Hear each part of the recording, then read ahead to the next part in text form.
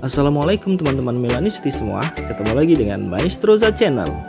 Sebelum nonton video-video kita, jangan lupa untuk di subscribe dan tonton videonya sampai habis ya, supaya Maestroza bisa terus semangat berbagi info tentang klub kesayangan kita, AC Milan.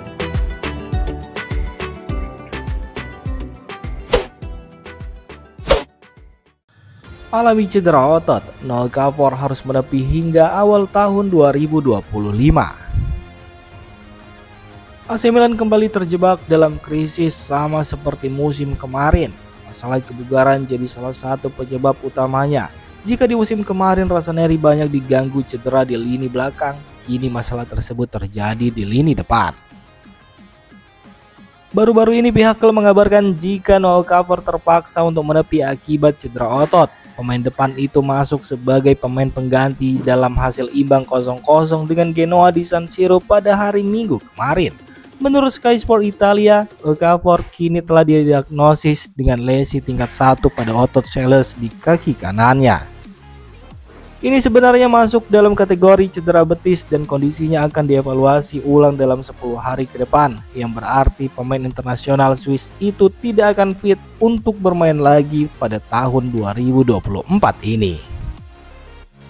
Okafor sendiri telah membuat 16 penampilan kompetitif untuk Rossoneri di musim ini, menyumbang 1 gol dan 2 assist. Dengan absennya Noel Okafor diperkirakan akan membuka jalan bagi pemain muda dari tim Milan Futuro untuk kembali naik kelas. Selain Francesco Camarda yang biasa mengisi posisi penyerang tengah, Chaka Traore kemungkinan akan ditarik untuk mengisi winger kiri. Ismail Bennacer dan Alex Jimenez bisa jadi penentu belanja AC Milan. Ismail Bennacer dan Alex Jimenez bisa jadi penentu apakah AC Milan akan belanja besar-besaran di bursa transfer Januari atau fokus ke musim panas saja. Seperti yang dilaporkan Corriere della Sera via Milan Press, bursa transfer musim dingin semakin dekat dan manajemen AC Milan telah lama memikirkan kemungkinan langkah untuk memperkuat skuad di sisa musim ini.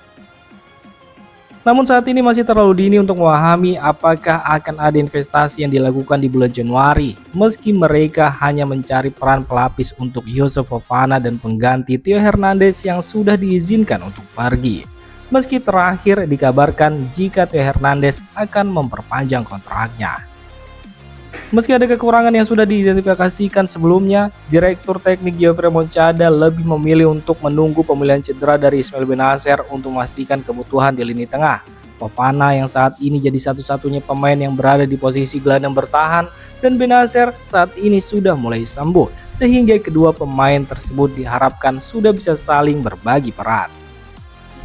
Untuk posisi bek kiri, AC Milan sudah punya Alex Jimenez yang saat melawan Genoa dia tampil cukup baik. Selain itu Fonseca juga sudah punya beberapa nama lainnya seperti Filippo Terracchiano yang bisa bergantian main di posisi tersebut.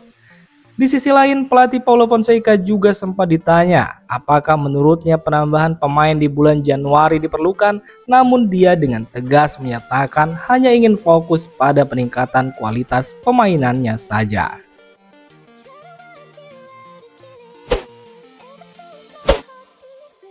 Sudah mulai berlatih, Yunus Musa bisa kembali ke Milan di akhir pekan. Gelandang AC Milan Yunus Musa dilaporkan kembali berlatih bersama tim meski masih menjalani sesi latihan ringan. Dia diharapkan kembali di akhir pekan ini. Diketahui jika pelatih Paulo Fonseca lebih terbuka memberi Yunus Musa menit bermain dibanding Stefano Pioli pada sebagian besar musim lalu. Tetapi bahkan saat itu ia belum bermain sebanyak yang diharapkan banyak orang. Pemain Amerika itu masih belum sepenuhnya bermain maksimal dan dengan lini tengah pelatih asal Portugal tersebut membutuhkan profil khusus. Sejauh ini sulit bagi Musa menemukan peran yang tepat sesuai dengan kemampuannya. Ketika melawan Real Madrid, ia tampil fenomenal, bermain sebagai pemain sayap bertahan dan ini mungkin penampilan terbaiknya dalam seragam Milan. Tetapi tampaknya klub menginginkannya bermain di tengah, mungkin dalam 3 gelandang. Sebelumnya ada dugaan jika melawan Genoa kemarin, ia bisa bermain di belakang striker, tetapi ia justru absen di laga tersebut karena mengalami cedera otot yang membuatnya tidak dapat berlatih bersama skuad sejauh minggu ini.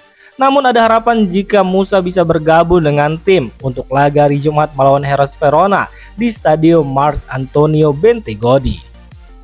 Menurut laporan, ia melanjutkan rencana latihan individunya untuk bersiap bergabung kembali dengan tim saat ia siap melakukannya. Tetapi belum ada keputusan mengenai apakah ia akan tersedia untuk pertandingan minggu ini. Terlepas dari posisinya, Yunus Musa dianggap sebagai solusi bagi Paulo Fonseca yang saat ini butuh pemain dengan kemampuan freestyle untuk menutupi beberapa celah di tim.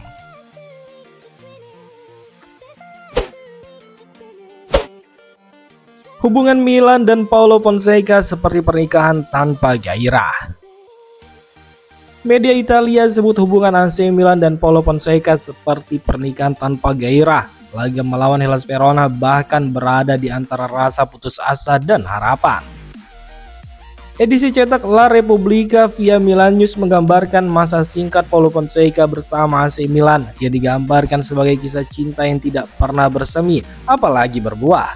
Pelatih asal Portugal tersebut bahkan diambang jurang kehancuran pribadi karena di media ia terus marah kepada para pemain dan kemudian memaafkan mereka untuk menutupi kinerjanya yang buruk. Singkatnya, alih-alih mencari solusi, Paulo Fonseca tidak melakukan apapun selain menambah bahan bakar ke dalam api dengan kata-katanya. Pada dasarnya, ia sedang menyakiti dirinya sendiri, setidaknya sampai ada konsistensi dalam hasil. AC Milan akan bertanding ke Hellas Verona di hari Jumat dan situasinya berada di tengah-tengah antara putus asa dan serius. Jika manajemen memutuskan untuk memecat Paulo Fonseca, maka secara teori ia akan tetap mendapatkan gaji penuh dari kontrak 3 tahunnya, kecuali ada klausul khusus yang mengatur perjanjian pemutusan hubungan kerja. Namun surat kabar itu menegaskan jika pernikahan antara Milan dan Paulo Fonseca adalah pernikahan yang tanpa gairah atau masa depan.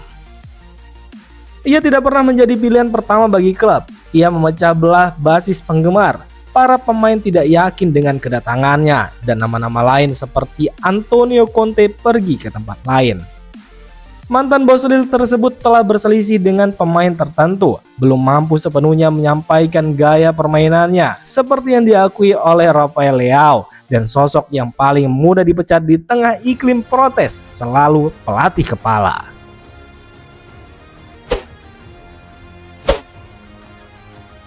Demikian informasi dunia sepak bola terupdate hari ini.